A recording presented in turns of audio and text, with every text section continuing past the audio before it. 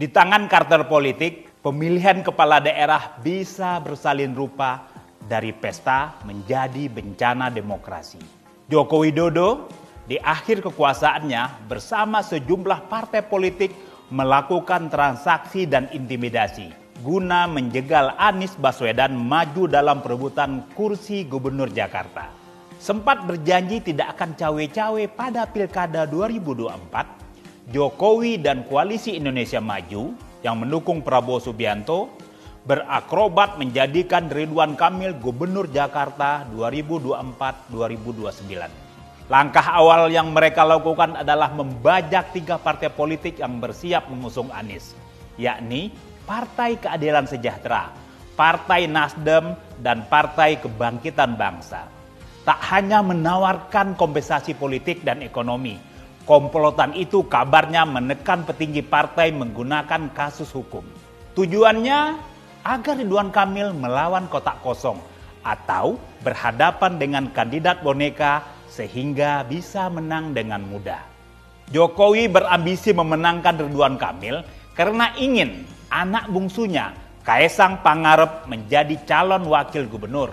Anies menjadi batu sandungan karena dalam banyak sigi menang telak atas Ridwan.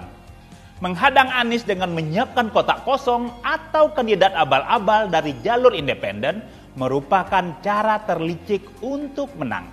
Hasrat Jokowi mencarikan pekerjaan anak-anaknya bertemu dengan kepentingan Presiden terpilih Prabowo Subianto. Berlaganya Ridwan Kamil dalam Pilkada Jakarta akan memuluskan jalan Deddy Mulyadi, kader Partai Gerindra menuju kursi Gubernur Jawa Barat. Mengingat saat ini Ridwan Kamil adalah kandidat terkuat di provinsi itu. Manfaat lain dari menghadang Anies yakni akan mengurangi kandidat yang berpotensi menjadi kompetitor Prabowo jika kembali maju untuk periode kedua pemilihan presiden 2029. Bertautnya dua kepentingan itu membuat Jokowi dan kartel politiknya leluasa bermanuver. Lewat kekuatan politik mereka, satu persatu partai politik pendukung Anies digergaji. Tak sukar bagi Jokowi memakai strategi yang sama dengan pemilihan presiden lalu. Menggertak lawan politik dengan kriminalisasi hukum dan merayu mereka dengan iming-iming uang. PKS, pemilik jumlah kursi terbesar di Dewan Perwakilan Rakyat Daerah Jakarta, dijanjikan kompensasi dan kursi wakil gubernur jika Kaesang batal menjadi calon pendamping Ridwan Kamil.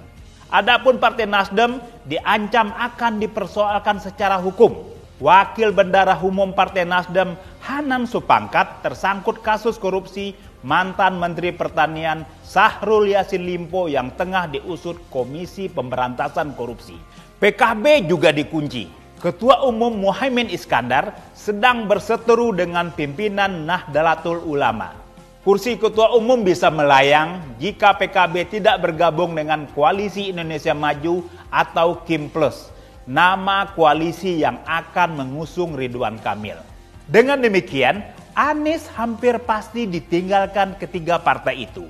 Adapun Partai Demokrasi Indonesia Perjuangan, jikapun ingin mengusung Anies, tak bisa bergerak sendirian karena tak memiliki cukup kursi di DPRD Jakarta. Modus memborong partai dengan tujuan melahirkan calon tunggal untuk melawan kotak kosong terus meningkat dari pilkada ke pilkada. Tahun 2020, sebanyak 25 pasangan berkontestasi melawan kotak kosong dan menyapu kemenangan. Pada pilkada tahun ini jumlahnya meningkat.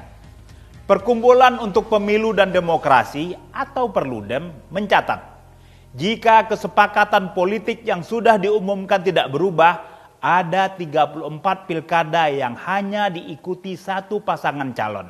Strategi merampas hak rakyat lewat pemilihan kotak kosong itu harus dilawan. Pilkada abal-abal akan menghilangkan esensi pemilu sebagai cara demokratis menyemai dan memilih pemimpin. Skenario kotak kosong akan membuat kepala daerah terpilih menjadi jongos juragan partai tanpa pernah merasa berhutang budi kepada para konstituen. Untuk melawan kartel kotak kosong, publik harus memilih kotak melompong itu di bilik suara nanti. Jika kotak kosong menang, pilkada harus diulang. Proses politik memang jadi lebih panjang. Tapi itu cara melawan sebaik-baiknya, sehormat-hormatnya mereka yang merusak demokrasi. Simak opini dan liputan selengkapnya hanya di majalah.tempo.co.